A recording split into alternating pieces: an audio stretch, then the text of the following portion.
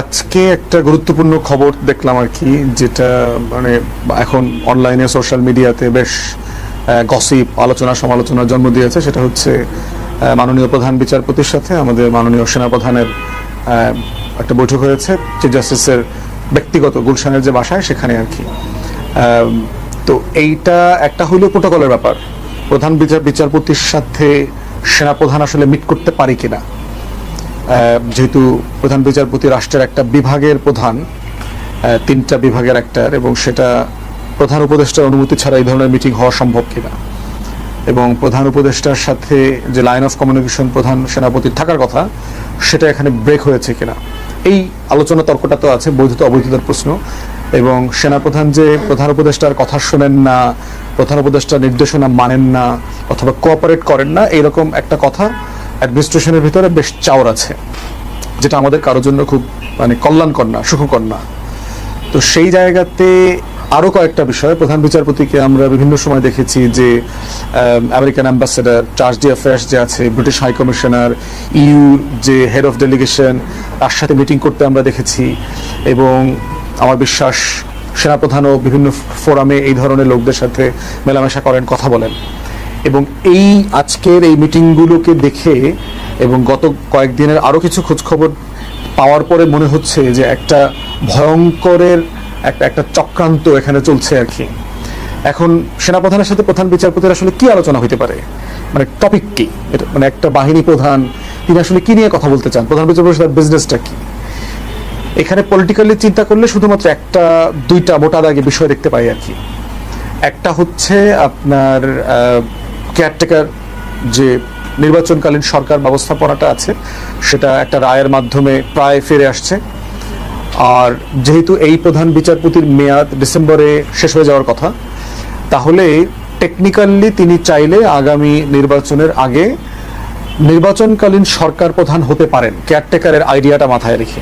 সেটা প্রয়োজন আছে কিনা, হওয়া দরকার হবে কিনা, সেগুলো অন্য আলোচনা, বাট টেকনিক্যালি এটা হওয়া সম্ভব। এবং 91-এ আমরা দেখেছি কীভাবে শাহাবুদ্দিন সাহেবকে এনে আপনার প্রধান বিচারপতি পদ থেকে ভারপ্রাপ্ত রাষ্ট্রপতি, উপরাষ্ট্রপতি, রাষ্ট্রপতি করে নির্বাচন করে আবার উনি জুডিশিয়ারিতে ফিরে গেছেন। তো সেই রকম একটা আলোচনার ইঙ্গিত আমরা দেখতে পাচ্ছি যে মানে প্রফেসর ইউনূসের সরকার ব্যর্থ, আইন শৃঙ্খলা রক্ষা করতে পারছে না, অতএব এইটার অধীনে ভালো নির্বাচন হওয়া সম্ভব না। তো নির্বাচনকালীন একটা ভালো সরকার দরকার, একটা যে সরকারটা ফাংশনাল হবে এবং বাই ডিফল্ট যেই সরকারটা প্রধান সেনাপতির মানে কথায় চলবে, তার নিয়ন্ত্রণে থাকবে শতভাগ, এইরকম একটা বাস্তবতার আভাস আমরা দেখতে পাচ্ছি আর কি। এবং আরেকটা জিনিস যেটা ঘটছে সেটা হচ্ছে যে তাহলে ফিরিঙ্গিদের সাথে মিটিংয়ের মানে রিয়েলিটিটা কি, যে আমেরিকান অ্যাম্বাসেডার অথবা ব্রিটিশ হাই কমিশনার, ইউ ডেলিগেশনের চিফদের সাথে প্রধান বিচারপতির মিটিং অথবা সেনাপ্রধানের সাথে যদি কখনো মিটিং হয়ে থাকে, সেটা কেন হচ্ছে। এইটার ক্রিটিক্যাল পয়েন্ট হচ্ছে আপনার দক্ষিণপন্থীদের উত্থান, সোকল্ড। বাংলাদেশে দেখবেন যে ইসলামপন্থীদের উত্থান হচ্ছে, জামাত, হেফাজত, চরমোনা, ইসলামী আন্দোলন বাংলাদেশ, ইসলামী ঐক্যজোট, খেলাফতে মজলিস, এরা সবাই খুব স্ট্রেন্থেন হয়েছে, অনেক শক্তিশালী হয়েছে এই সরকারের অধীনে। এইরকম একটা ডিসকোর্স বিএনপি থেকে শুরু করে প্রায় সকল মানে বাম ঘরানা, বুদ্ধিজীবী, সুশীলরা সবাই বলছে যে বাংলাদেশে একটা ইসলামপন্থীর উত্থান হচ্ছে। তাহলে সেইখানে সেনাপ্রধান, দিল্লি, তাদের একটা ইনক্লুসিভ ইলেকশনের কিন্তু বয়ান আছে। তারা সবাই চাচ্ছে ইনক্লুসিভ ইলেকশন মানে হচ্ছে আওয়ামী লীগকে অংশীদার করে নির্বাচন করতে হবে, যেটা আলটিমেটলি আমরা কোনো রাজনৈতিক দল এই ব্যাপারে একমত না, যে আওয়ামী লীগের রাজনীতি নির্বাচন করবার কোনো অধিকার থাকতে পারে না। এবং জুডিশিয়ারির পক্ষ থেকে একটা ডিসিশন আসবে, আমরা ধারণা করছি আইসিটিতে, তার আগ পর্যন্ত তার কার্যক্রম সাসপেন্ড থাকবে। তাহলে এখন প্রশ্ন হচ্ছে যে ইনক্লুসিভ ইলেকশন যদি করা না যায়, যেটাতে আওয়ামী লীগ অংশগ্রহণ করতে পারবে তার দলীয় মার্কা নিয়ে, যদি রিফাইন্ড আওয়ামী লীগের একটা আলোচনা আসছিল, সাবর হোসেন চৌধুরী, ডক্টর মান্নান অথবা এই সোহেল তাজ টাইপের লোকদেরকে দিয়ে ফ্রন্টে, তো রিফাইন্ড আওয়ামী লীগের বয়ানটাও গণ অভ্যুত্থানের পক্ষের শক্তি খুব ডিসাইসিভলি ডিল করেছে। তাহলে এখন আমরা থার্ড অপশন দেখতে পাচ্ছি জাতীয় পার্টির উপরে এই ভূত সওয়ার করাটা, জাতীয় পার্টির উপরে সওয়ার হয়ে কোনোভাবে আওয়ামী লীগকে ব্যাকডোর দিয়ে ফিরায় নিয়ে আসা যায় কিনা, যেটা 80 দশকে আমরা দেখেছি যে এরশাদকে দিয়ে শহীদ প্রেসিডেন্টকে হত্যা করানো হয়েছে, এরশাদকে দিয়ে হাসিনাকে বাংলাদেশে জাতীয় সংসদে আনা, প্রধান বিরোধী দল বানানো এবং রাজনৈতিক পুনর্বাসনের কাজ হয়েছে। এরশাদ আওয়ামী লীগের বি টিম হয়ে কন্টিনিউয়াস যে সাপোর্টটা গত 16 বছর দিয়েছে, আওয়ামী লীগ যে লেভেলের রাজনৈতিক ফ্যাসিবাদ কায়েম করেছে, এটা কোনোভাবে জাতীয় পার্টি এরশাদের সমর্থন ছাড়া এটা সম্ভব ছিল না। তো এরশাদ ঐতিহাসিকভাবেই দিল্লির এই প্রেসক্রিপশনের পলিটিক্সটা কন্টিনিউ করেছে।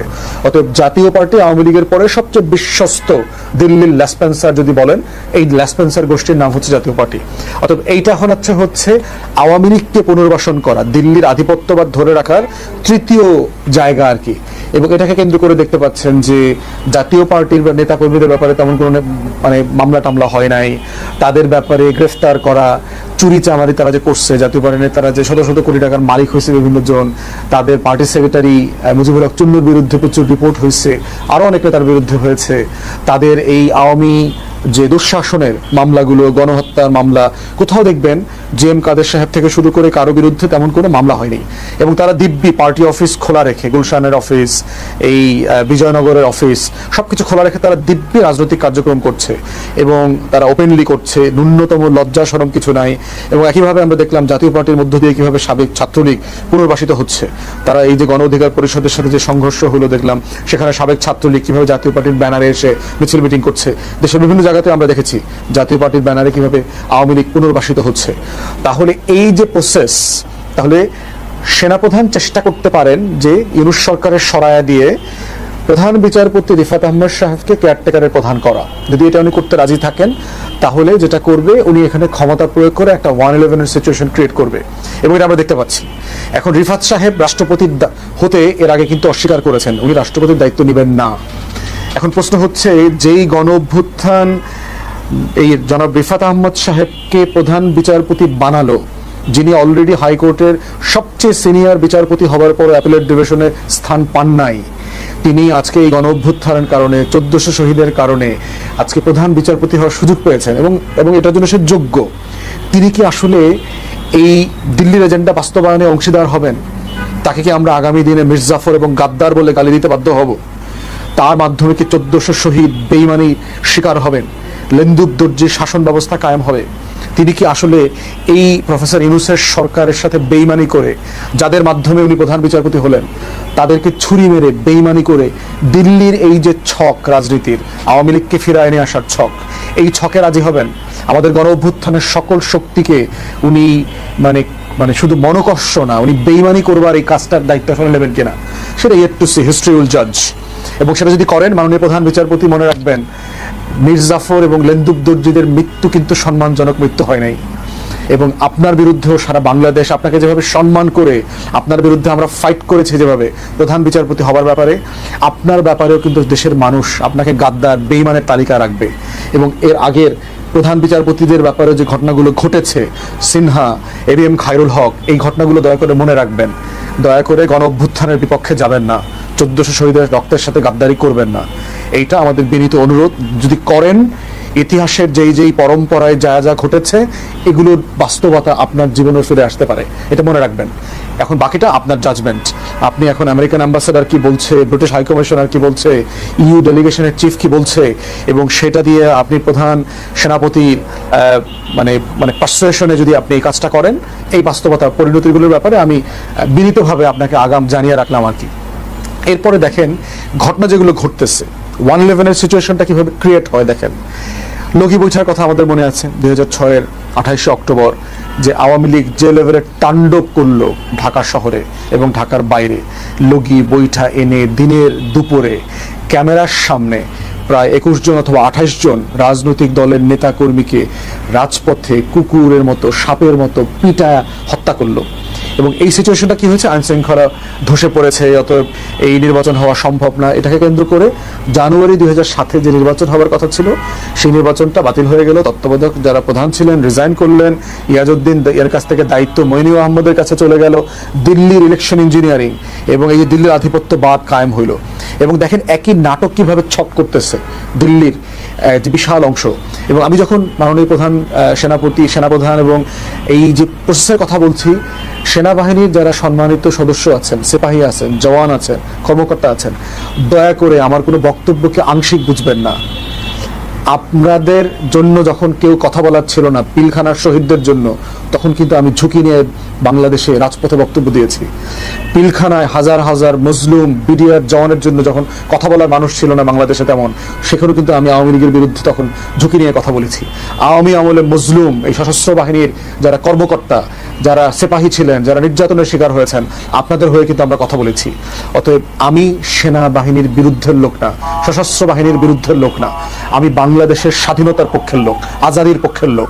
অতএব সেনাবাহিনীর ভিতরে যারা যারা দিল্লির এজেন্ডা বাস্তবায়ন করছে, আমার আজাদির বিপক্ষে দাঁড়াচ্ছে, আমার স্বাধীনতা সার্বভৌমত্বের বিপক্ষে দাঁড়াচ্ছে, আমি যখন বক্তব্যে কথা বলি শুধু তাদেরকেই বলি।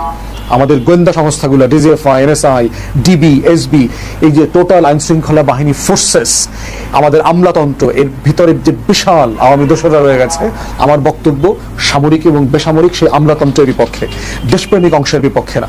তাই এই জায়গাটা দয়া করে আলাদা করে দেখবেন না। আমি এই ফোর্সেসগুলোর সংস্কার চাই, তাদেরকে প্রফেশনাল সোলজার আকারে দেখতে চাই, এবং দেখতে চাই তারা যে কোনো সময়ে, যে কোনো পরিস্থিতিতে ভারতের গোলামি মেনে নেবে না, দিল্লির আধিপত্যবাদ মেনে নেবে না, 1400 শহীদের সাথে বেইমানি করবে না, গণ অভ্যুত্থানের বিপক্ষে যাবে না, আমার মুক্তির লড়াইতে, আমার স্বাধীনতার পক্ষে থাকবে। এটাই হচ্ছে আমরা দেখতে চাই, এবং আমরা এটা সংস্কার চাই, এবং এটা নিয়ে আমি খোলামেলা আলাপ করছি। এর ভিতরে কোনো ষড়যন্ত্র নাই আমার, আমি কারো এজেন্ডা বাস্তবায়নের রাজনীতি করি না। আমি I speak my mind and conscious, যে আমি যেটা রাইট মনে করি দেশের জন্য, আমার পিপুলের জন্য যেটা সঠিক মনে করি, আমি সেটা নিয়ে কথা বলি। তাই সশস্ত্র বাহিনীকে বলছি, দয়া করে আপনাদের সিনিয়র যে ক্রিমিনাল গ্যাং আছে, সিনিয়র লিডারশিপের বিরুদ্ধে আমি কথা বলছি, আমি পুরো বাহিনীর বিরুদ্ধে কথা বলছি না। কারণ আমি জানি যে একটা ফোর্স, একটা দেশপ্রেমিক শক্তি কতটা জরুরি, এটা 71-এ আমরা হারে হারে টের পেয়েছি। আমরা জানি আপনাদের অগ্রজ অফিসাররা যারা ছিলেন, তারাই সেক্টর কমান্ডার ছিলেন, তারাই স্বাধীনতার ঘোষণা দিয়েছেন মেজর জিয়া থেকে শুরু করে, এবং তারাই আমাদের মুক্তির লড়াইতে নেতৃত্ব দিয়েছেন। এবং আমরা চাইবো এখনো সেই আধিপত্যবাদের বিরুদ্ধে, আমার মুক্তির লড়াইতে আপনারা দিল্লির পক্ষ হবেন না, আপনারা আজাদির বিপক্ষে যাবেন না। এটাই হচ্ছে আমরা চাচ্ছি। তাহলে এখন সেনাপ্রধান আজকের মিটিংয়ের মধ্য দিয়ে ইনক্লুসিভ নির্বাচন, আওয়ামী লীগ পুনর্বাসন, জাতীয় পার্টিকে সেফগার্ড করা, এবং আমরা দেখেছি যে এই গণ অধিকার পরিষদের নেতারা বারবার বলছে যে বিভিন্ন মিলিটারি অফিসার তাকে ফোন দিয়েছে, জিএম কাদেরের বিরুদ্ধে যেন কথা না বলা হয়, এরশাদ জাতীয় পার্টির বিরুদ্ধে যেন কথা না বলা হয়। এটা কেন বলবে? রাজনৈতিক দল কেন এই কাজটা, কেন এই ইনস্ট্রাকশনটা শুনবে? প্রজাতন্ত্রের কর্মচারীদের কথা কেন রাজনীতি করবে? অতএব সেই জায়গাতে নুরুকে যদি আপনারা কোনো কারণে সিকিউরিটি থ্রেট মনে করেন, জাতীয় নিরাপত্তার হুমকি মনে করেন, তো আইনি প্রসেস আছে, ডিউ প্রসেস অফ লতে আপনারা এটা ডিল করেন। যদি গোপন তথ্য হয় অন্তর্বর্তীকালীন সরকারের সাথে শেয়ার করেন। আপনারা যদি মনে করেন যে তাকে গ্রেফতার করা দরকার, তাকে আইনের আওতায় আনা দরকার, এটা তো আইনি প্রসেস আছে। প্রসেস ছাড়া আপনি একজন রাজনৈতিক ব্যক্তিকে কেন পিটাবেন, এরকম ব্রুটালি কেন মারবেন? আপনারা গত 1 বছর তো আওয়ামী লীগের কোনো নেতাকে ভাবে পিটান নাই, ছাত্রলীগের কোনো গুন্ডা পান্ডাকে ধরে তো পিটান নাই, এবং আমরা এটাই চাই, আপনি কাউকে পিটাবেন না, আপনি আইনের প্রসেসের হাতে তুলে দেবেন। এবং অফিস ভাঙচুরকে যেটা করা হয়েছে, এটা ব্রুটালি করা হয়েছে। কোনো সার্চ ওয়ারেন্ট ছিল ওখানে? রেড দেওয়ার কোনো ম্যাজিস্ট্রেসি আপনি ওয়ারেন্ট নিয়ে এসছেন ওখানে? তাহলে একটা পলিটিক্যাল পার্টির অফিসে কি করেছেন? এগুলোই তো আমরা গত 16 বছর দেখেছি। বিএনপির অফিস, জামাত শিবিরের অফিস, সারা বাংলাদেশে আওয়ামী লীগ এই বিভিন্ন বাহিনীকে দিয়ে শেষ করে দিয়েছে। অতএব সেই জায়গাতে আজকের মিটিং এবং 111-এর পরিস্থিতি কিভাবে সেট করতেছে দেখেন। 2006-এর সেই বাস্তবতা, দিল্লিতে হাসিনার যে মিটিংটা হয়েছে দেখেন, এর আগে কলকাতায় আওয়ামী লীগের অফিস খুলেছে, দিল্লিতে অফিস করছে। হাসিনা তো খুবই আরামে আসে, ওখানে আছে খুবই সিকিউর জায়গাতে। এসালম গোপনে গাড়ির নেম প্লেট ছাড়া গিয়ে ওখানে হাসিনার সাথে 6-7 ঘন্টা মিটিং করছে। সেখানে দিল্লির বিভিন্ন লেভেলের গোয়েন্দা সংস্থার লোক, ফরেন মিনিস্ট্রির লোকরা পর্যন্ত উপস্থিত ছিল, এবং সেখানে টাকা পয়সার লেনদেনের আলোচনা হয়েছে। 4000 কোটি টাকা দরকার এই নির্বাচনের আগে অন্তর্বর্তীকালীন সরকারকে আন্ডারমাইন করা, এখানে অস্থিরতা তৈরি করা, অরাজকতা তৈরি করা, নির্বাচনকে যেন পিছায়া দেওয়া যায়, নির্বাচনকে কেন্দ্র করে যেন একটা পুরো দেশ উল্টাপাল্টা হয়ে যায়, সেটা কিন্তু আমরা দেখতে পাচ্ছি।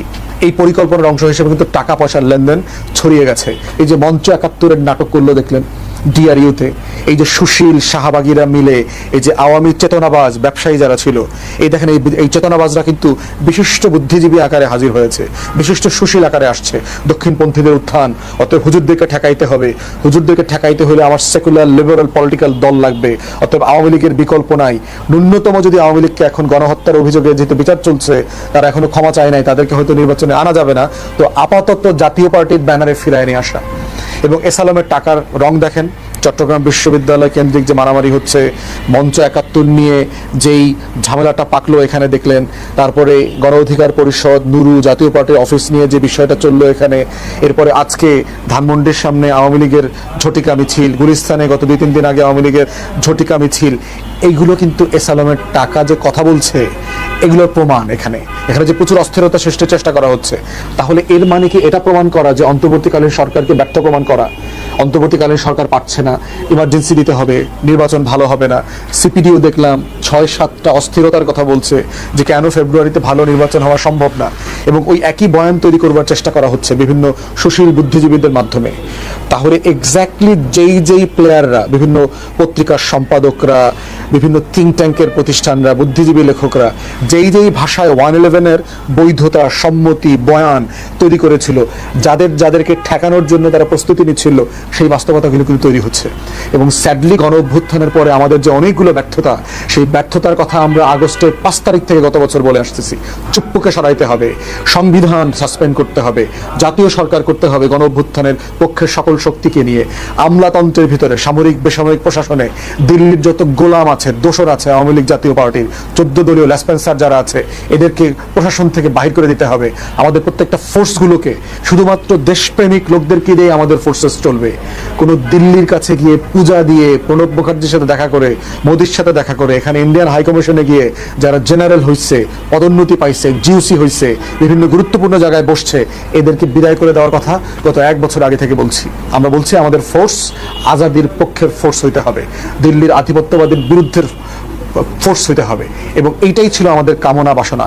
এবং এটাই আমরা দেখতে পাচ্ছি। দেখেন, যৌথ বাহিনী ম্যাজিস্ট্রেসি সহ গত 1 বছর ধরে রাস্তায় আছে, মাঠে ময়দানে আছে, কিন্তু আমরা তাদের যে লেভেলের অ্যাক্টিভিটিস, ডিসাইসিভনেস থাকার কথা সেটা দেখতে পাই নাই। এবং আমি ভিতর থেকে অনেক অফিসার আমাকে বলেছে যৌথ বাহিনীকে কাজ করতে দেয়া হচ্ছে না, তাদের কমান্ডিং অফিসাররা, সুপিরিয়ররা চুপচাপ বসায় রাখছে, শুধু ডিপ্লয় করে রাখছে। তাদেরকে যে লেভেলে স্ট্রাইকিং ফোর্স আকারে ব্যবহার করা দরকার ছিল সেই লেভেলে তারা করছে না। তো করছে না বলে আবার দেখবেন আইনশৃঙ্খলা পরিস্থিতি উন্নত হচ্ছে না, অথবা অবনতি হলেও দ্রুততম সময়ে সেটাকে ডিল করা যাচ্ছে না। গোপালগঞ্জে দেখা এনসিপির প্রোগ্রামে কি হইলো, গতকালকে থেকে চট্টগ্রাম বিশ্ববিদ্যালয়ে যে মারামারি হচ্ছে, পুলিশ, যৌথ বাহিনীর যে ইনঅ্যাকশন আমরা দেখেছি, যে ডিসাইসিভনেসের জায়গা দেখতে চাচ্ছিলাম, সেটা তো আমরা দেখি নাই। তো এগুলোর মাধ্যমে যেটা করা হচ্ছে, দেশে একটা অরাজকতা তৈরি করা হচ্ছে, ইউনূস সরকার পারতেছে না, আর একটা অপদার্থ অযোগ্য স্বরাষ্ট্র উপদেষ্টা বসায় রাখছে একইভাবে, কোনো কাজের না, গুড ফর নাথিং, অ্যাবসলিউটলি কোনো কাজের লোক না। কিন্তু এই লোকটাকে আবার অন্তর্বর্তীকালীন সরকার সরাচ্ছে না। কিছু অযোগ্য উপদেষ্টাকে যে বাড়ি পাঠায় দেওয়া দরকার ছিল আওয়ামী লীগের আমলাদের মতো, দোসরদের মতো করে, সেগুলো করা হচ্ছে না। তাহলে এই হচ্ছে একটা প্লট, যেটার মধ্য দিয়ে মোদ্দা কথা হচ্ছে দিল্লির যে রাজনৈতিক আধিপত্যবাদ, কলকাতার যে সাংস্কৃতিক ফ্যাসিবাদ, এইগুলোকে পুনর্বাসন করা। এই পুনর্বাসনটা কিভাবে হবে?